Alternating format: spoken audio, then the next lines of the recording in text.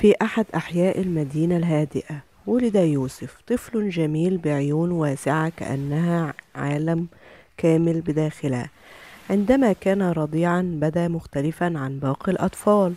لم يكن ينظر في عيون أمه ولم يستجب لاسمه. لم يكن يضحك بسهولة، لكنه كان يحدق لساعات في حركة الضوء على الحائط، أو يدور حول نفسه في صمت. في البداية ظنت والدته أن الأمر مجرد تأخر بسيط، لكن قلبها الأمومي كان يخبرها أن هناك شيئا أعمق. وعندما بلغ يوسف الثالثة من عمره لم يكن يتكلم، لم يكن يحب أن يلمس، وكان يصرخ إذا تغير ترتيب ألعابه أو إذا انكسر الروتين اليومي. أخذه والده إلى طبيب مختص، وبعد سلسلة من الفحوصات قال الطبيب بهدوء: ابنكما يعاني من اضطراب طيف التوحد.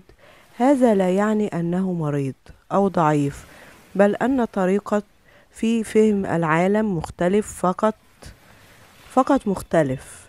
كانت الكلمة توحد غريبة، مؤلمة ومخيفة في البداية، لكن الأم نظرت إلى طفلها وقالت: إن كان مختلفا فسأتعلم لغته وأدخل عالمه بدلا من أن أفرض عليه عالمي.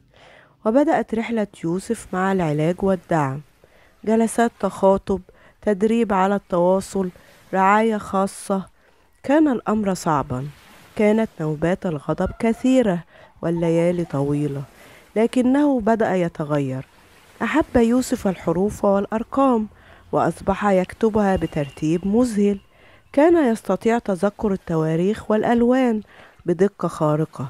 لم يكن يتحدث كثيرا، لكنه حين يتكلم يقول جملا مدهشة مليئة بالحكمة. وفي أحد الأيام وهو ينظر إلى السماء قال فجأة: الغيوم بتمشي لكنها لا تصطدم. الناس يجب أن تكون مثل الغيوم. توقفت الأم عن كل ما كانت تفعله وبكت، ليس من الحزن بل من الدهشة والجمال. وكان التحدي الأكبر ليس يوسف نفسه، بل نظرات الناس. في السوق حين يصرخ يوسف من الأصوات العالية كانت الأعين تلاحقهم بالشفقة أو الاستغراب أو الحكم القاسي، لكن الأم بدأت ترد بلطف على من يسأل: هو مش شقي، هو فقط حساس وهو مصاب بالتوحد.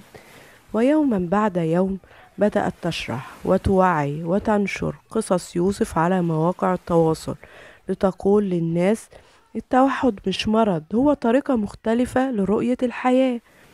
وفي سن العاشرة دخل يوسف مدرسة دامجة، وكان خائفا في البداية، لكن معلمة اسمها مس ريم آمنت به. كانت تقرأ عنه كل ليلة وتحاول فهم طريقته. لاحظت أنه يعشق الموسيقى، فبدأت تستخدم الألحان لتشرح له الرياضيات. وحدثت المفاجأة: يوسف بدأ يشارك في الفصل ويرفع يده ويضحك. وفي حفلة المدرسة تم اختياره ليلقي جملة الختام على المسرح. وقف أمام المئات وقال بصوته الرقيق: أنا اسمي يوسف، وأنا مش غريب، أنا فقط أفكر بشكل مختلف، والاختلاف مش عيب. ضج المسرح بالتصفيق، وكانت أمه تبكي في الصف الأول، ووالده يبتسم بفخر. النهاية: التوحد ليس جدارا بل بابا لعالم مدهش، يحتاج فقط لمن يملك المفتاح الصحيح. يوسف لم يشفى، لكنه لم يكن مريضا، بل نضج وتعلم. تعلم من حوله كيف يحبونه كما هو لا كما يتمنون.